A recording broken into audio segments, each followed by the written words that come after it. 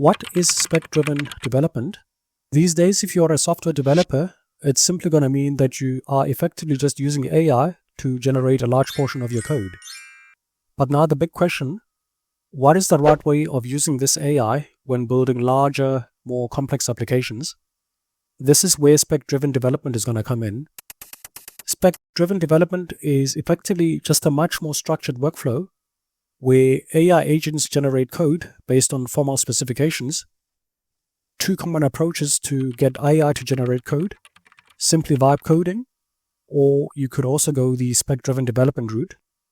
Most people would naturally start with vibe coding, and this is where you give AI a prompt, it generates some code, and you just keep on going around in the circle. If it gets it right, good. If it doesn't, you might spend a couple of hours fixing it, correcting a couple of bugs that it's done. This is going to work well if the task is very small, but when you start working on a larger project with a lot of business rules, things can really start to break down. So for one, the AI might not understand the task, or it might misunderstand the large requirements. It goes ahead and starts generating the wrong solution, or it might actually produce code that appears to work, but in the background is actually just building up a lot of technical debt. So this code is repetitive within your already existing code base. The main reason is going to be very simple. AI hasn't been given the full context of the entire project. So spec-driven development out of the get-go is designed to solve a lot of these problems. Now, let's say we're building a car classifieds web application with a long list of business requirements. If you just scroll down through something like this, it's pretty clear that this is a large project. And of course, you can just paste this entire document into ChatGPT or GitHub Copilot, and you can rub your hands hoping for the best for a working application. What most developers would do is that they would start vibe coding a small part of the system, one prompt at a time. Some developers try to be a bit more structured by writing pseudocode, adding detailed comments, or creating markdown instructions to just give AI a little bit more context. So spec-driven development is going to take this idea of being structured a little bit further.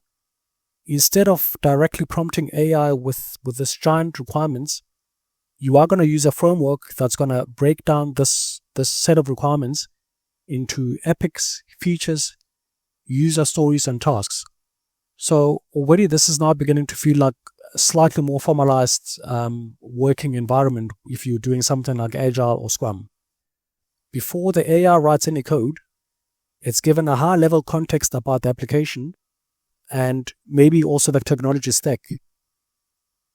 For example, the project might define a backend using .NET with C#, SQL Server, Entity Framework, and the front end might be using something like Blazor or React. On top of that, the AI can also receive architectural guidance, things like coding standards, how to structure different projects, different parts of the code, and some design constraints. All of this information lives in the specification files rather than inside a chat window. So now, giving this context to AI, if AI is given all of this context upfront, it makes it easier for it to generate the solution that actually fits the system that you're trying to build. Some of the popular spec-driven development frameworks, these are going to be frameworks such as OpenSpec, GitHub Spec Kit, the BMAT method, Kiro, and Tassel. Now, if we were to compare this with vibe coding, when you are vibe coding a project, you usually prompt an AI tool like GitHub Copilot or a web-based model with very small tasks. The problem is that the important context, so the important details of the project, can easily get lost between prompts or chat sessions. So if you are continuing this project for a couple of weeks, a couple of days, the AI is only focused on the immediate task and doesn't really see the bigger picture, or it's not really keeping track of how your code, when you have a new feature completed, it's not really keeping track of what's already in the code base. Spec-driven development works very differently. Instead of relying mostly on prompts, the AI is going to work from a structured specification written in Markdown files. These specs are typically generated and managed by a framework such as GitHub Spec-Kit or OpenSpec.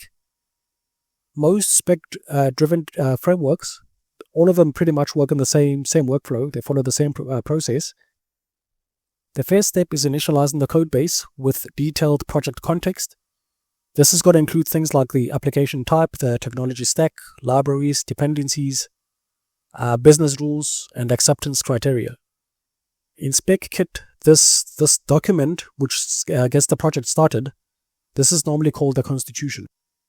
Once this has been set up and it's in place, development continues through, when you're building a new feature, when you want a new task, you go through a feature specification or a change proposal. The framework is going to generate an artifact such as the descriptions, the feature list, the user stories. So this does really begin to sound like a little bit too much, but it's needed before the AI starts writing any code. The role of the developer when using spec-driven, most of the time you're going to be spending reviewing and confirming these specs or these documents. So once you've approved, the AI agent executes the tasks based on that specification, and this pretty much becomes the development cycle using AI with spec-driven. So the AI has got much clearer scope to work. Instead of it guessing what each prompt means, or maybe it going off on a different tangent, it's following a very structured and rigid plan. With spec-driven development, the AI is really being channeled to behave more like a member of the development team. So it's following the architectural guidelines, it's understanding the broader context of the code. So this is a quick overview of what spec-driven development is about. Instead of vibe coding a large project through a long series of prompts, frameworks like Spec-Kit or OpenSpec, these give AI a structured way of understanding the system that it's building. In the next video, I'm going to explain why vibe coding is actually not a bad approach and why both methods really just simply exist on a spectrum.